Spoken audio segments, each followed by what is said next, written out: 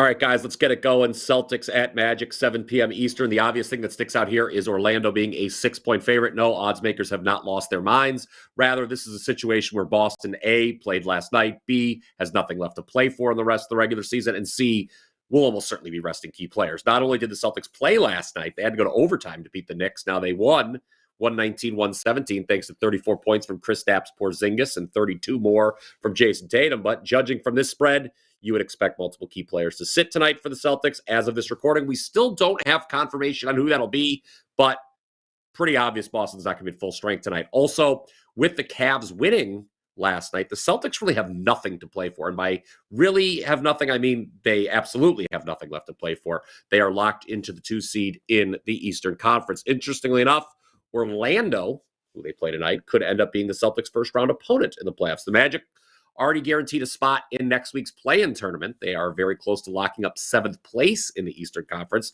That would mean they are guaranteed home court for the first play-in game, and if they were to lose that, then they'd get a second try at making the playoffs, also at home. So the Magic should be the more motivated team Wednesday night, no doubt about that. Only thing, this is the second night of a back-to-back for them as well. Big win here at home versus Atlanta on Tuesday. 4 of their 5 starters scored 15 or more points, led by Paolo Banchero's 33. Orlando has now won 7 of their last 9 overall. Boston, though, has won 17 of 19, and that includes a 3-0 record on the second night of a back-to-back. Shorthanded or not, you do have to respect the fact tonight's going to be just the 4th time the Celtics close as underdogs this season. That is unless, I guess, they inexplicably just decide to play everyone and we see massive line movement.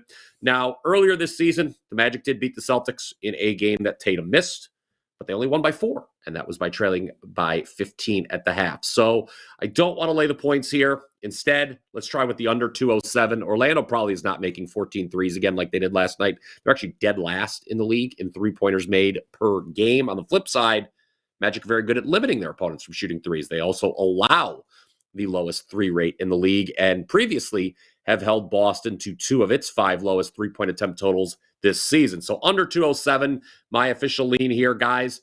Do not forget the NBA playoffs. I referenced them just a moment ago. They are right around the corner. My Morning Wager co-host, Mark Zinno, and I have teamed up for a very special offer on the heels of that widely successful March Madness 2-for-1. We're doing it again for the NBA playoffs. You get every playoff winner from the both of us all the way to the NBA Finals. So that's 2 months of plays from 2 handicappers for just $225. WT.buzz/BP is where you go to take advantage. You can also get it at WT.buzz/MZ if you wanted to. I am plus 38.5 units in the NBA going back to the 2023 Finals. So I have a history of doing well in the playoffs. Lakers Mavericks is our second game to break down today. This one goes 7:30 p.m. Eastern, and it is on ESPN. Luka Doncic making his return to Dallas, of course. You got the old boot. He was ejected from last night's 136-120 loss to Oklahoma City due to picking up a pair of technical fouls. The fourth quarter ejection, very much the difference in that game. The Lakers were outscored 29-12 after Luka was ejected. LA did not play much defense last night, though, while Luka was in there. Maybe that's not a surprise. He's not known for his prowess at that end of the floor. Regardless, Lakers let the Thunder score 80 points on 64% shooting in the first half last night. Yow. Game was actually tied 43 at 43 after 1 quarter. Despite losing in no rest, though, the Lakers still 3.5-point road favorites for tonight. That's interesting. Down from an opener of -5.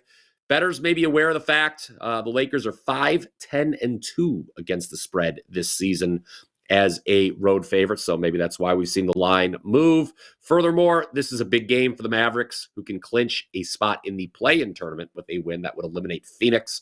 I know the Lakers are in a dogfight for seeding themselves, but guys, when I look at the Western Conference standings, what sticks out to me is just how inferior the Lakers' year-to-date point differential is compared to the other teams they are battling with. I know they haven't had Luka all season long, but this Lakers team is overrated, in my view. Now Dallas, I understand they've failed to cover 4 straight games. It has not been a pleasant start to their trip out to LA. They've already lost twice to the Clippers, 114-91 and 135-104. Anthony Davis, he came over, of course, in the Luka trade. He sat out the first of those 2 games against the Clippers. He then scored 28 in a losing effort on Saturday. Still, big situational edge here for the Mavericks, who've been off for 3 days while the Lakers are on the second night of a back-to-back. Also, you got to figure Davis is going to be motivated to face his former team. Not like Doncic won't be, but Davis sort of, he got the old heave-ho, and I think he's going to be motivated. I think the Mavericks are going to be motivated. Everything about this spot screams to take the points, so that's what I'll do.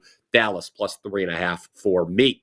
Let me know what you think of that by going ahead and commenting down below. My complete Wednesday card, which is a 4% best bet in the Champions League and 3 Major League Baseball plays, that is currently available right now at wt.buzz/BP. Number 1 with all soccer the last 12 months. So if you missed out on getting the 4% best bet yesterday, which was part of $5 Tuesday, you can still get it, along with my biggest MLB card so far this year, 3 plays for just $29. And if you're listening to this a little bit later in the day, well, 2 of the 3 MLB plays are in the evening, and there's still time to grab those for just $19. Make sure you have clicked subscribe. We're getting real close to 200,000 subscribers here at the WagerTalk YouTube channel, and you definitely want to be one of them. That is going to do it for me today. I hope you enjoyed the video. Smash that like button if you did. And until next time, let's cash some tickets.